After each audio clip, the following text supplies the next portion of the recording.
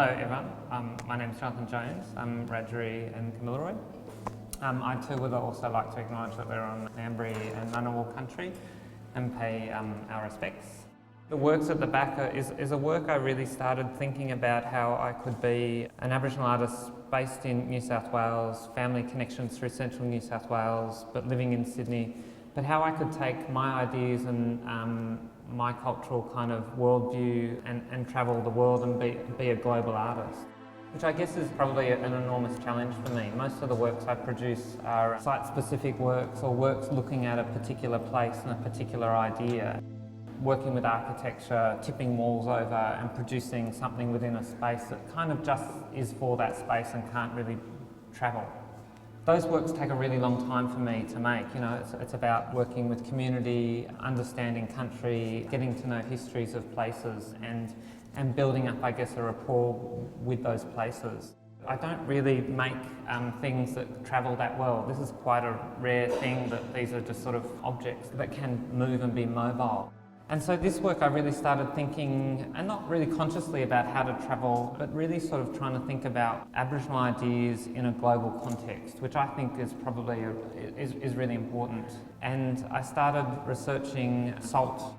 So the works at the back are simply very, very simple drawings of salt crystals. The notion of researching salt came out of looking at the Murray-Darling Basin, which is where Kamilaroi and Wiradjuri people have, major land holdings in those areas, and the solidification of that enormous system. And I guess I was interested in the fact that how the salt is accumulating in country and what that is doing to the environment, what that's telling us. And from looking at salt, I fell in love with the Indian salt story. The revolution that started in India really sort of centred around quite a historic moment when Gandhi walked from his ashram in Ahmedabad, walked down towards the coast to Dandi, picked up some salt off the shoreline because that area of India is just covered in salt, and collected it.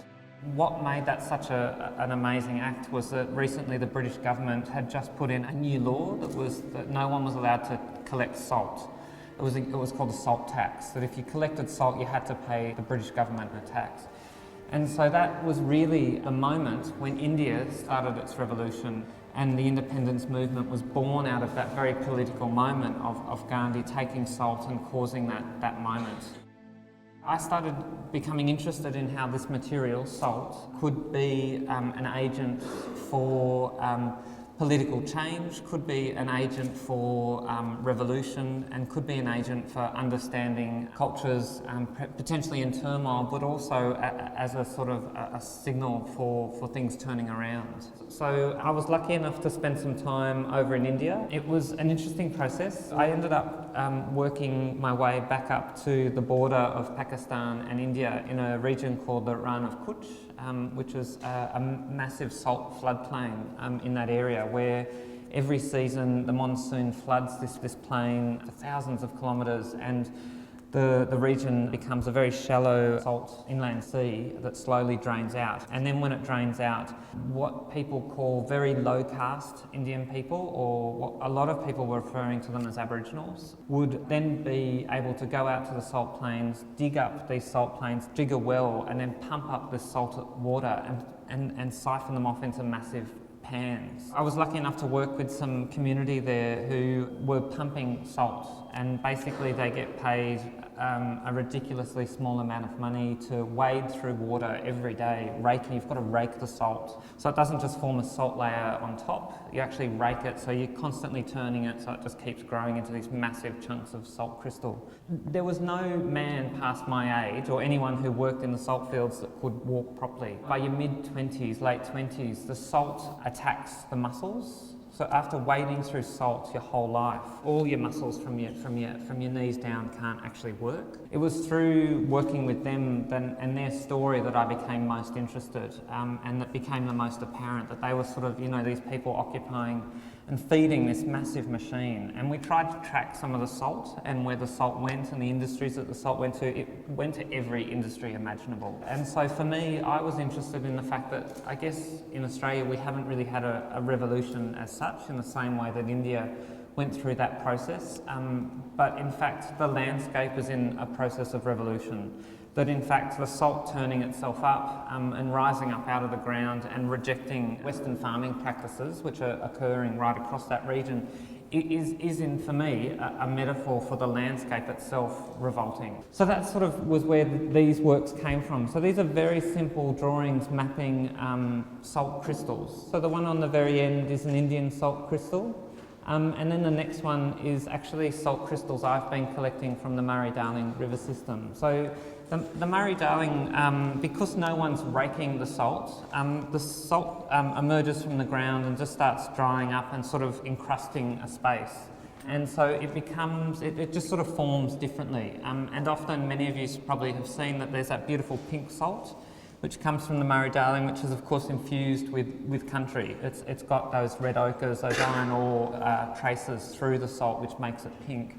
And so these more sort of simple ones, these ones here are actually, so this one, and this one here is actually the Australian salt crystals.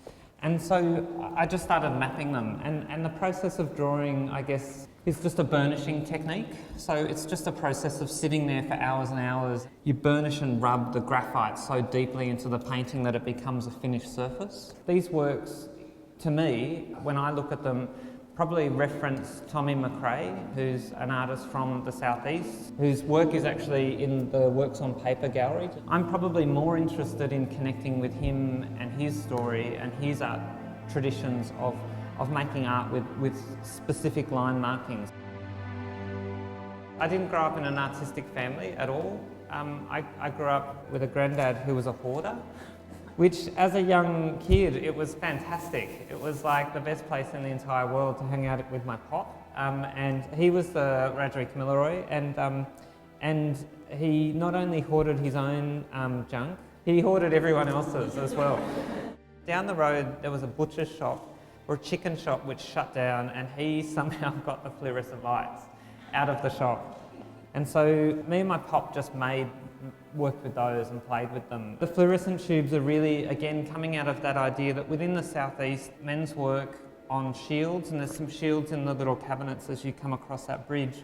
People would carve a lot. You know, people from the southeast, especially Rajari and Kamilaroi people, were exceptional carvers. That was probably our thing. The Southeast men's art movement is completely defined by carving and making lines. While these works here on the ground are actually cantilevering off that history in a way and looking at the idea of these histories. I wasn't trying to look at Aboriginal ideas in other places. I was simply just trying to look at different histories and how they sat together and what they meant. So these stories are literally two stories, so two triangles joined together, cantilevering off each other.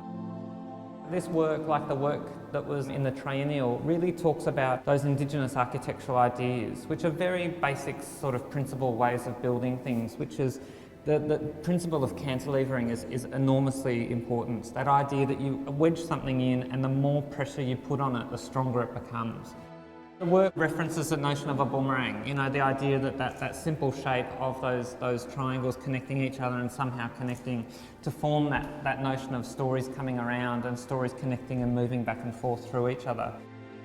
It's a very complex story, this work, because as I said at the very beginning, it was one of the first works I really started looking at how Indigenous worldviews, Indigenous stories, how they sit within a global context and what they mean within a global context. And something which I always come back to is that it was a story I was trying to come to terms with around Sydney and Sydney Harbour. So when the first fleet arrived, I think like any Aboriginal person, I've constantly tried to come to terms with what that meant and the impacts of what that means for all of us. I've been interested in the relationship between those things and those people and those moments and those histories. And the one thing that really struck me was that Watkin Tench, and I have a bit of a crush on Watkin Tench. I think he was kind of an interesting guy. He was the only person that came to Australia and he didn't have a writing contract. Everyone else was contracted to publish their journal when they got home. He was one of the very few that didn't have a contract. So he was just able to write more freely and he seemed to have a much more interesting eye and talked more generously about Indigenous history. And he talked about one moment when people took their Nowies, their canoes, out onto the harbour. They filled on the base of the canoe, people would put mud and have a little fire, and they'd go out at night and do night fishing. And this is something which happened right across the Murray-Darling river system. I've always thought there was something really magical about that idea of taking a wooden craft with a fire on it on the water at night while fishing with your family. It's almost unbelievably beautiful, like to imagine what that might have been like. And the one thing that Tench talks about is the line of reflection. This is one of the few moments in history that we get a visual idea of what that relationship was. It was a line of reflection. It was that line between those two fires. It was the line between those two people watching each other. So it was about sort of just mapping a specific moment. So for me, I started thinking about, well, what are some of the other cultural parameters that we can start mapping? So that's where the light sort of starts coming into play in these moments. You can obviously see that there's one line of light, but each unit is in fact made up of a series of lights.